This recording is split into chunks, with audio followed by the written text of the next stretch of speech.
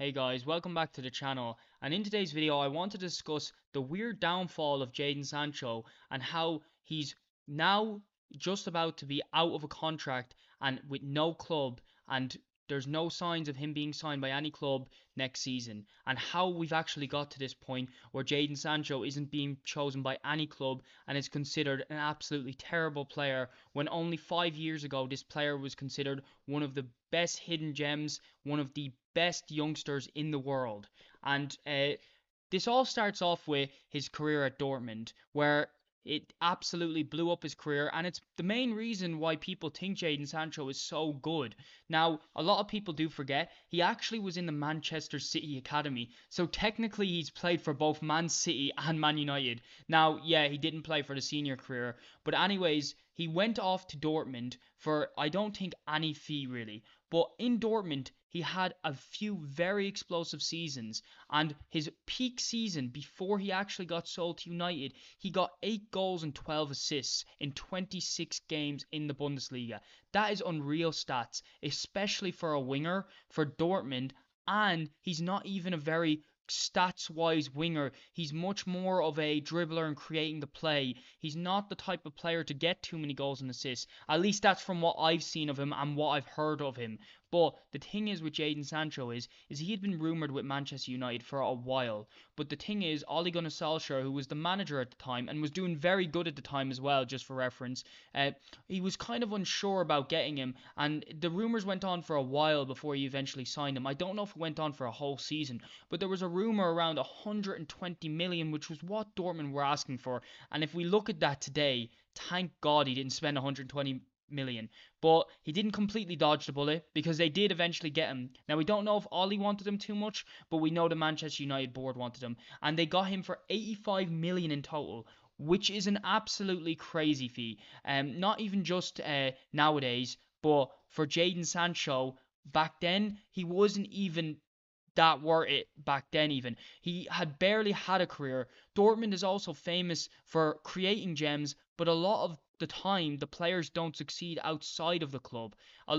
For example, now I know it's early, but Jamie Gittins isn't doing well for Chelsea, which is kind of similar to the transfer of Jadon Sancho. Now, I'm not going to go into him, but as for Sancho, a big thing about Sancho is, and I actually heard about this, so it was actually quite well known, even to the general public, that Jadon Sancho had a bit of an attitude problem. Even at Dortmund, there were slight rumours.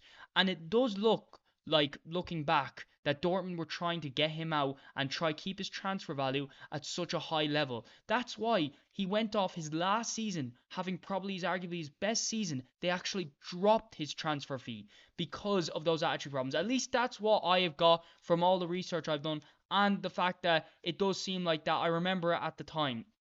But a lot of people do forget how his transfer to United went. And a lot of people forget that he was actually quite decent in the first like 5 games. Now, that's obviously nothing, but I think he assisted Ronaldo's first goal, if I'm not wrong.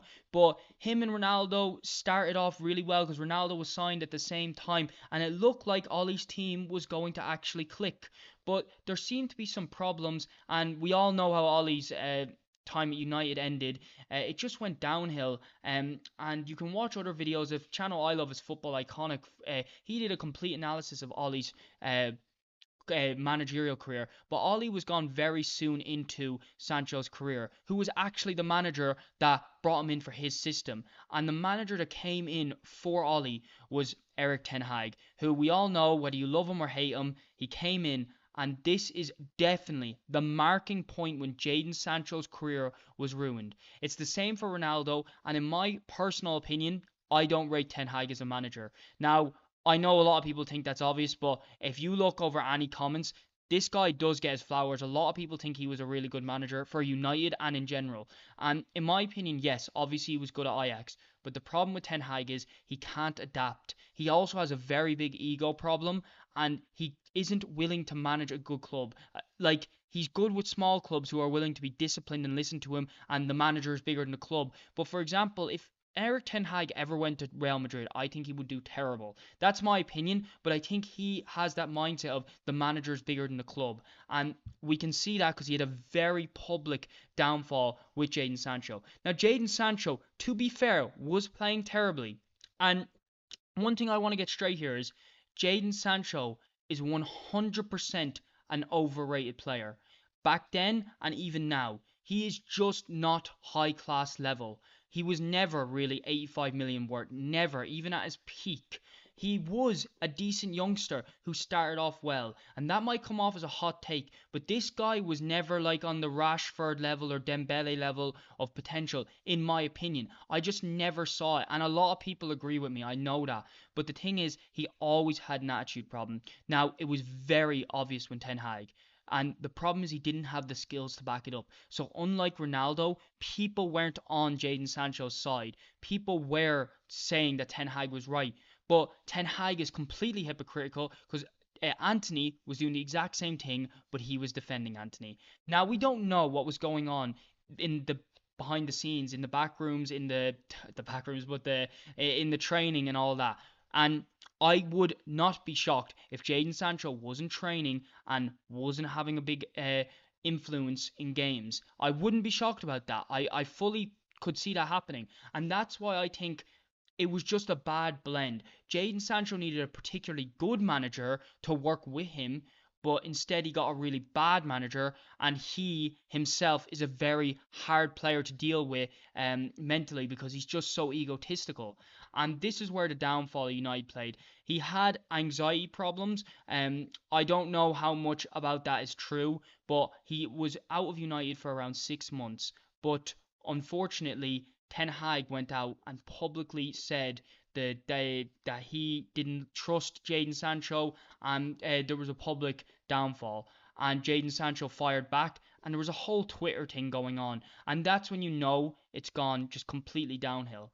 So he got no stats for United. His first season, which was probably his best season for United, he got 3 goals and 5 assists in 33 games. That is terrible. That is terrible. Like it just is.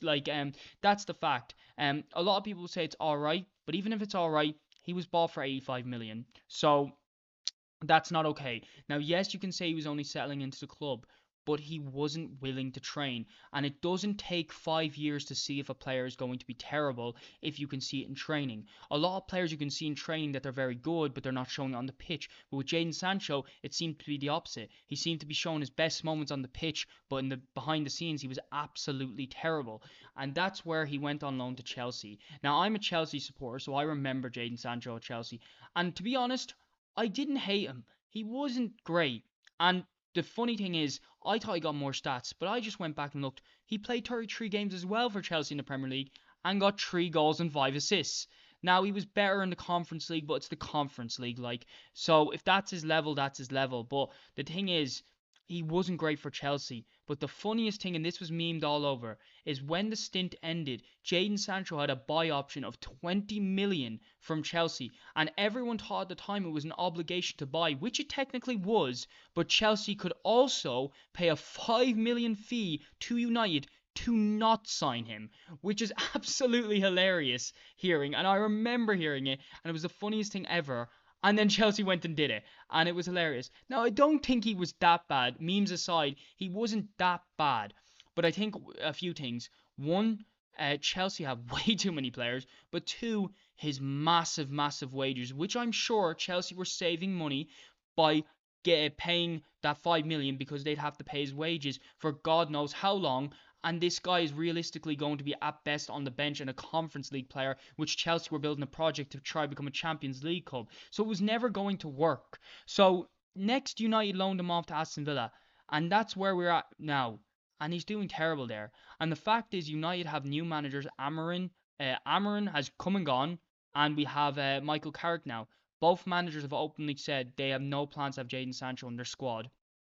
And I think it's because they have some behind the scenes information from coaching staff and everyone to know what Jadon Sancho's problems are. And at Aston Villa, it just shows he was absolutely terrible. He barely played, but when he did nothing. At best, Jadon Sancho is at the level of a mid-table club in the Premier League. starting winger level, and that's even being kind to him. Now, maybe people disagree with me, but I personally think the biggest summarize of Jadon Sancho's downfall is it's completely on him. Now, I personally think he was a completely overrated player in the first place, but he definitely was at a high level where he could be starting winger at a decent club. But I think Jadon Sancho's mentality was his biggest downfall. Now, yes, I know people go on about how bad Ten Hag was, and I've openly said that I don't think Ten Hag has a good attitude either, which is the key moment where the downfall happened. But it's more like Jadon Sancho wasn't willing to adapt. He thought he was the shit at 19 years old. That was basically it. He already thought he had completed life, he completed football, and it didn't help with the headlines saying he was the best youngster, England's future, all that. And it turns out he's not even being called up for the England national team anymore, and I don't think he will for the foreseeable future. Now, he could pop off, and personally, I only see Jadon Sancho popping off at a club that is relatively terrible, like a Jack Grealish for Aston Villa, where he's playing for a low-level club, but he's the star player there, because he has to have that star mentality. And in my opinion, that's one of the worst type of players. The players that can't go to the big level because of not because of their skill level, because he definitely has the skill level, it's just the mental bit. And Jadon Sancho is a complete egotistical player. That's what all reports have said. And yes, this could all be a lie and they could be trying to defame him. But more than likely, it's everyone else telling the truth and not Jadon Sancho. That's really it. Also, I forgot to say, when he signed for Chelsea, he made a Twitter post about saying, like, goodbye United. Even though he was only on loan, he was uh, uh making fun of United and acting like he was already gone to Chelsea. Now, at the time, everyone thought he was actually gone to Chelsea because he had a loan obligation to buy, but we found out that that actually wasn't even true. So, Jadon Sancho is his own biggest enemy. That's really the way to summarize it. And it's a really interesting case because you think he'd look in the mirror and realise that maybe it isn't on everyone else. With Aston Villa, as far as I know, there was no public outburst. There was no Jadon Sancho getting talking about not getting played or anything like that.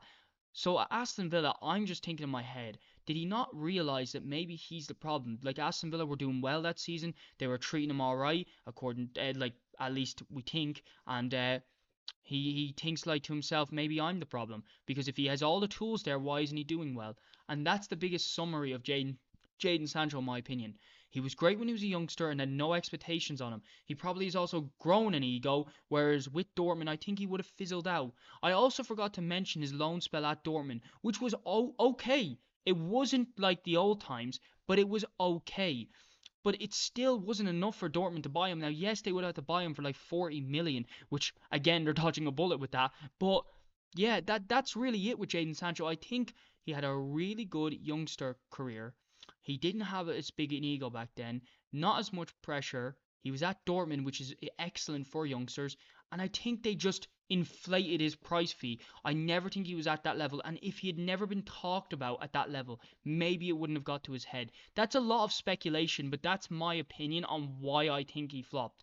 And a very funny contrast is Ousmane Dembele, who had a very similar career and a very similar reports about mentality problem. And now Dembele has won a Ballon d'Or and might even win a second one. So it's definitely not over for Jadon Sancho. But where he goes, I don't know. He's rumored with Dortmund and RB Leipzig, but very smallly. Like, it's not even being announced on Fabrizio. And I don't see those transfers happening. At least not the Dortmund one.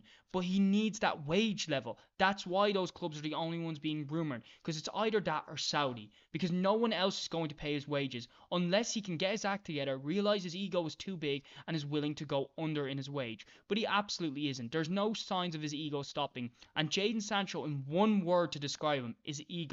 He just can't realize he's not as good as he thinks he is, and he's not willing to put in the work to become as good as he wants to be. So that's really the way to summarize Jadon Sancho. He might go to Dortmund. I don't think so. And if he does, I think he'll be okay. Maybe he gets to Dembele level, but I don't think so.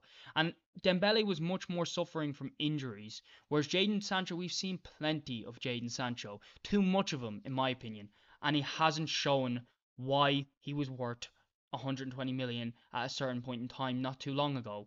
So yeah, that's it for today's video, guys.